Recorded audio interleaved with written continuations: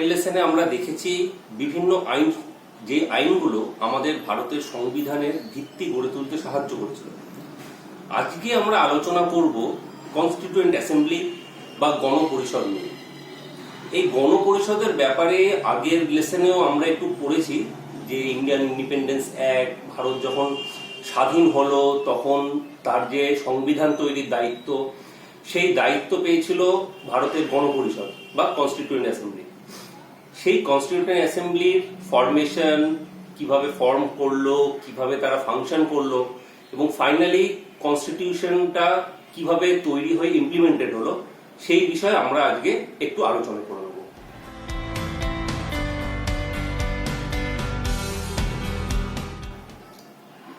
Constituent assembly তৈরি করার জন্য প্রথমে যে প্রস্তাবটা যায় সেটা 1935 সালে ভারতের জাতীয় কংগ্রেস সেই প্রস্তাব দেয়।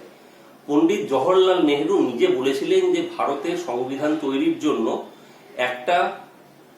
একটা সার্বভৌম গণপরিষদ দরকার, যে নিজের থেকে ভারতের স্বাধীন হওয়ার পরে একটা সংবিধান তৈরি করতে পারবে। যদিও প্রথমের দিকে ব্রিটিশ গভর্নমেন্ট এই প্রস্তাবকে একদমই অস্বীকার করে, তারা কোনো মতেই সেই প্রস্তাবকে সমর্থন করতে পারেনি, কিন্তু ধীরে ধীরে তারাও এটা বুঝতে পারে যে ভারতের সংবিধান তৈরির জন্য একটা গণপরিষদের অবশ্যই দরকার।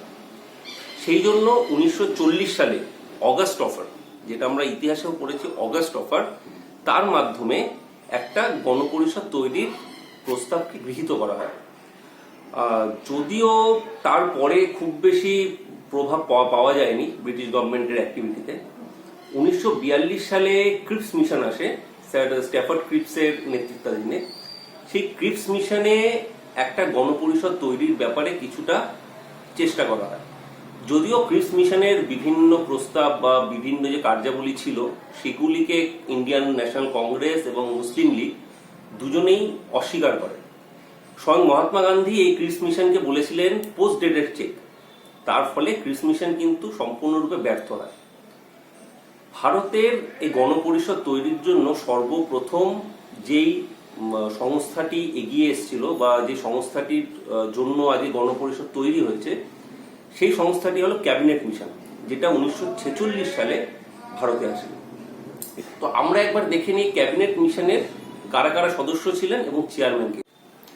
ক্যাবিনেট মিশনের মেম্বাররা ছিলেন Sir Pethick Lawrence, Sir Stafford Cripps এবং A.V. আলেকজান্ডার। এদের মধ্যে চেয়ারম্যান ছিলেন স্যার পেথিক লরেন্স। ক্যাবিনেট মিশনের চেয়ারম্যান ছিলেন Sir Pethick Lawrence. Constituent assembly তৈরি কবে হয়? কনস্টিটিউয়েন্ট অ্যাসেম্বলি ফর্ম হয় নভেম্বর 1946 সালে। যখন কনস্টিটিউয়েন্ট অ্যাসেম্বলি তৈরি হয় তখন তার সদস্য সংখ্যা কত প্রস্তাব করা হয়।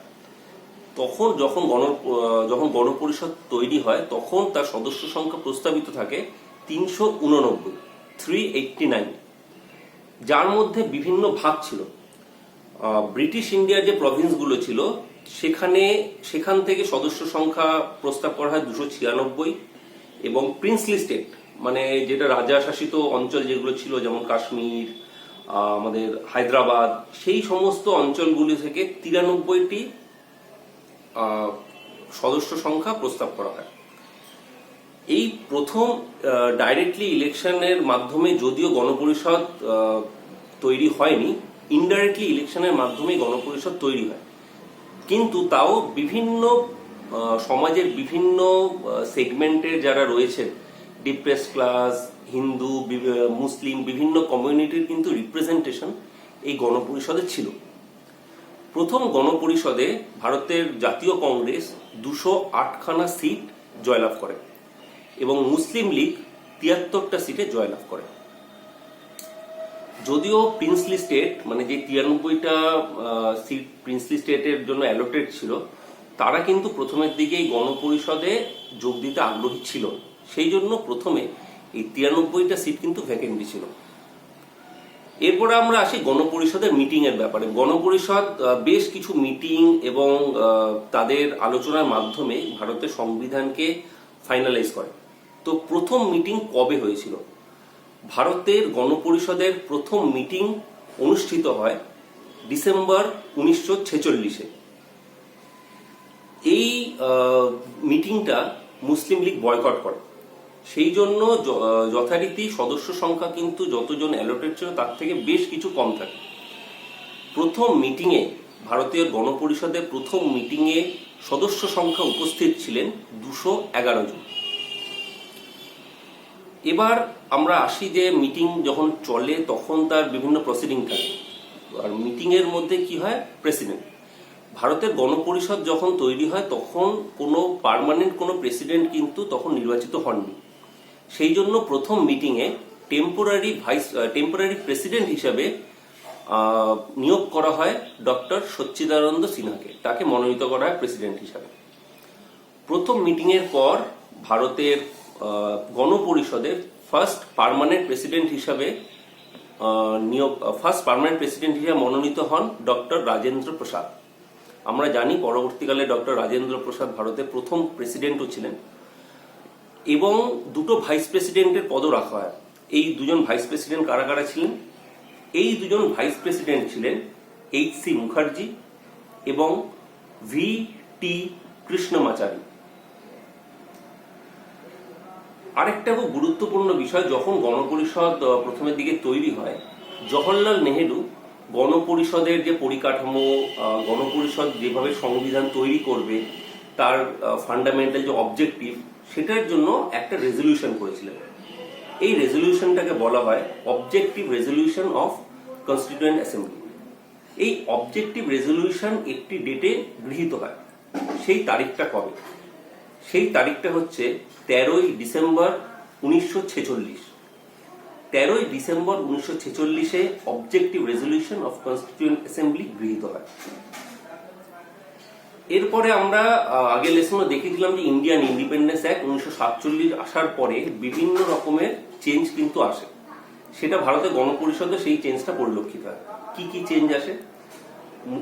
প্রথমত যেটা করা হয়, ইন্ডিয়ান ইন্ডিপেন্ডেন্স অ্যাক্টের মাধ্যমে ভারতের গণপরিষদকে একটা সার্বভৌম সংস্থা বা সোভারেইন বডি সেটা হিসাবে গণ্য করা হয়।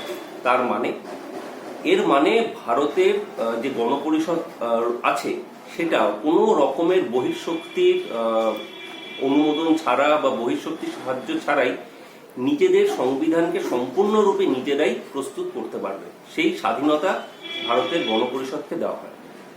তার সঙ্গে আরো কি, ইন্ডিয়ান ইন্ডিপেন্ডেন্স অ্যাক্ট প্রণয়ন হওয়ার পরে সবাই বুঝতে পারে যে ভারত ধীরে ধীরে স্বাধীনতার খুবই কাছে চলে এসেছে। সেই জন্য প্রিন্সলি স্টেট, যারা প্রথমের দিকে ভারতের গণপরিষদে যোগ দিতে আগ্রহী ছিল না, তারা কিন্তু আস্তে আস্তে এই গণপরিষদে যুক্ত হতে শুরু করে।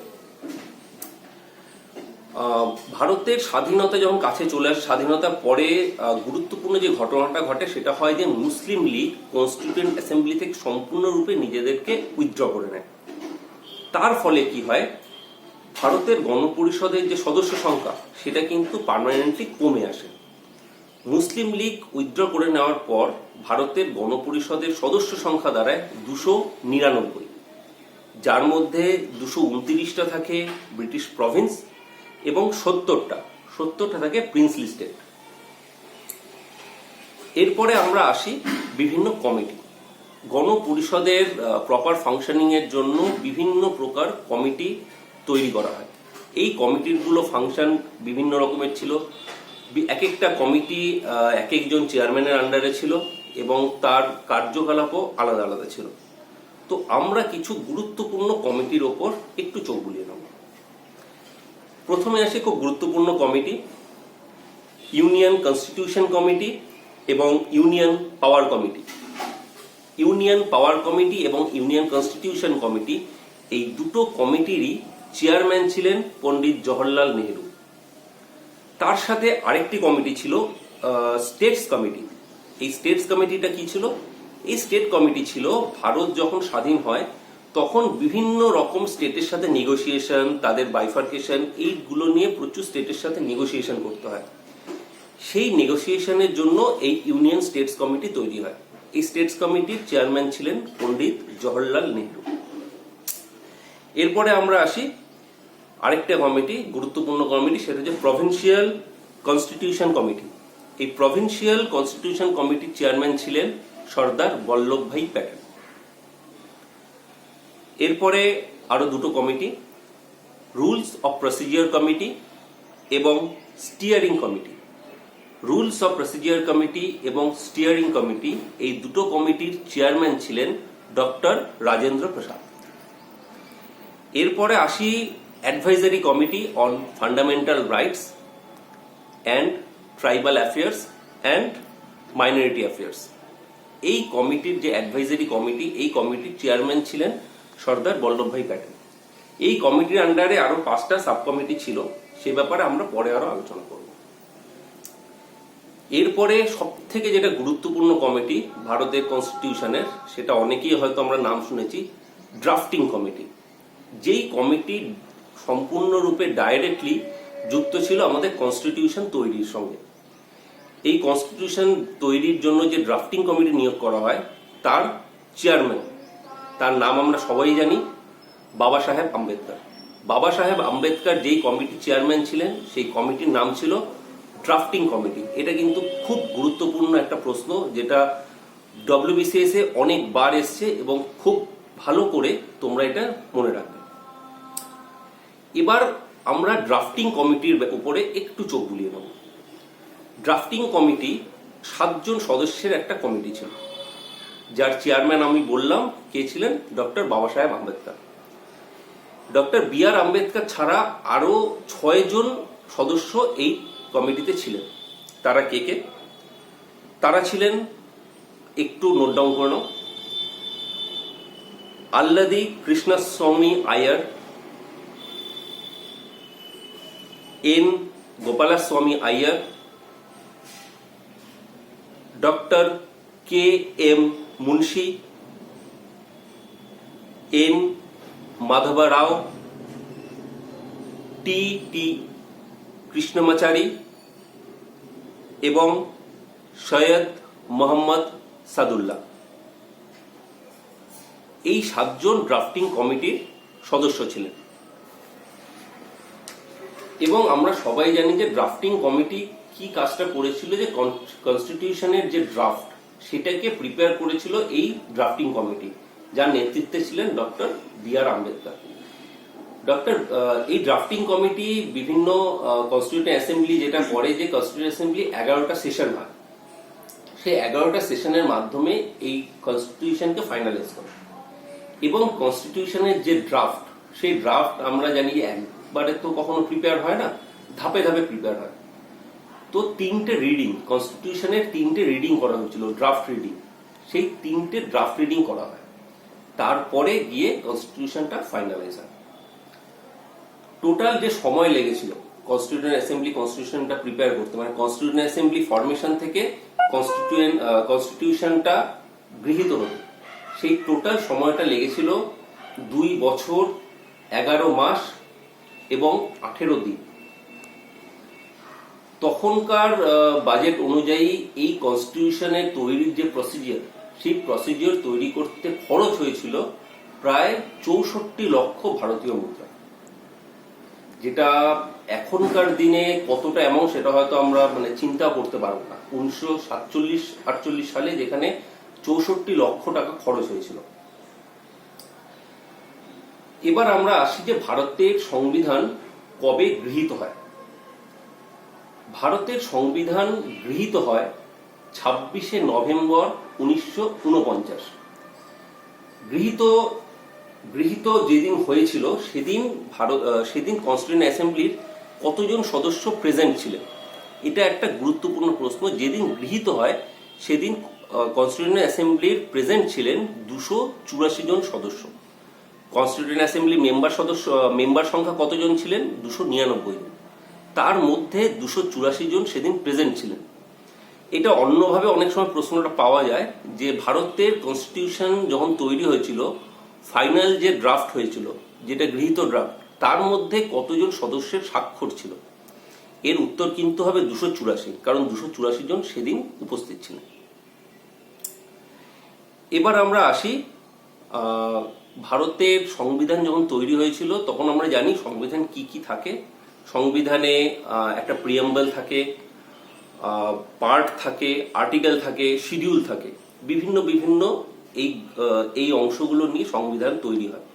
এই প্রত্যেকটা অংশ নিয়ে আমরা আস্তে আস্তে আরো আলোচনা করব। তো ভারতের সংবিধান যখন প্রস্তুত হয় তখন এদের সংখ্যাগুলো কত ছিল সেটা কিন্তু আস্তে আস্তে চেঞ্জ হয়েছে। 1950-এর থেকে এখনের মধ্যে কিন্তু অনেকটাই পরিবর্তন হয়েছে। তার ভারতের সংবিধান যখন গৃহীত হয় তখন তার শিডিউল ছিল 8খানা, পার্ট ছিল 22খানা এবং আর্টিকেল ছিল 395টা। সেটা যদি আমরা এখন দেখি, আজকের দিনে 2020-তে কনস্টিটিউশনের শিডিউল আছে 12টা, কনস্টিটিউশনের পার্ট আছে 25টা এবং আর্টিকেল আছে 470টা। আমরা এবার বাবা সাহেব আম্বেদকর বা ডক্টর বি.আর. আম্বেদকর, তার অবদান এই কনস্টিটিউশনে কিন্তু মানে অনস্বীকার্য। ওনাকে বলা হয় ভারতের সংবিধানের রূপকার। উনি কিন্তু ভারতের প্রথম আইনমন্ত্রী ছিলেন। He was the first law minister of India. তার সাথে আরো কি কি বিভিন্ন রকমের ওনাকে উপাধি দেওয়া হয়, যেমন father of Indian constitution, modern মানু, আমরা যেটা জানি যে মনুস্মৃতি, যেটা প্রায় খ্রিস্টপূর্ব 2য় শতকের সেই সময়কার একটা রাজনৈতিক পরিকাঠামো নিয়ে একটা লেখা বই, সেই মানুস্মৃতি, তার অনুকরণে ওনাকে বলা হয় মডার্ন মানু। ভারতের সংবিধান আমরা জানি কবে গৃহীত হলো, 26শে নভেম্বর 1949। এবং ভারতের সংবিধান কবে ইমপ্লিমেন্টেড হলো, এই প্রশ্নটা এরকম থাকে, Indian constitution came into force on, আমরা সবাই জানি আমাদের প্রজাতন্ত্র দিবস 26শে জানুয়ারি 1950। এই দিনে ভারতের সংবিধান সম্পূর্ণরূপে লাগু হয়, ইমপ্লিমেন্টেড হয় সমগ্র ভারত জুড়ে।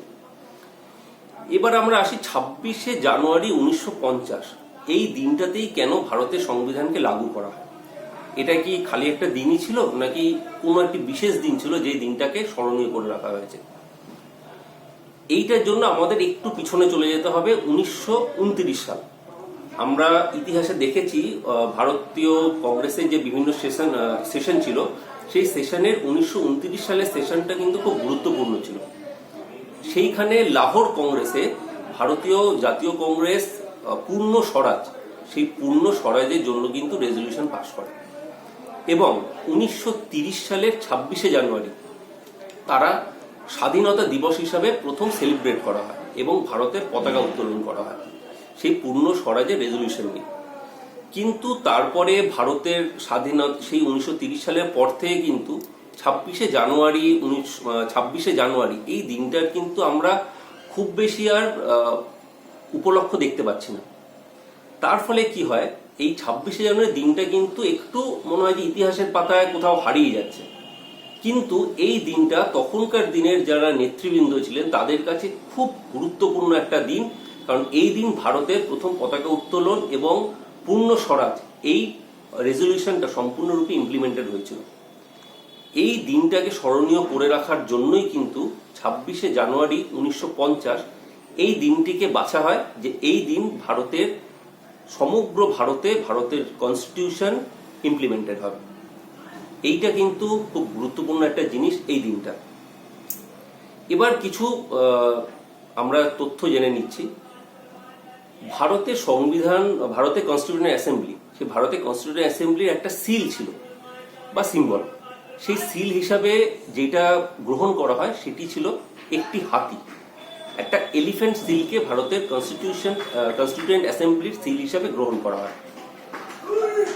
ভারতের কনস্টিটিউয়েন্ট অ্যাসেম্বলি, এই কনস্টিটিউয়েন্ট অ্যাসেম্বলির বিভিন্ন কমিটি নিয়ে আমরা দেখলাম, প্রচুর আলোচনা করলাম। তো এই কনস্টিটিউয়েন্ট অ্যাসেম্বলির একজন লিগ্যাল অ্যাডভাইজার ছিলেন, তিনি ছিলেন অন্যতম একজন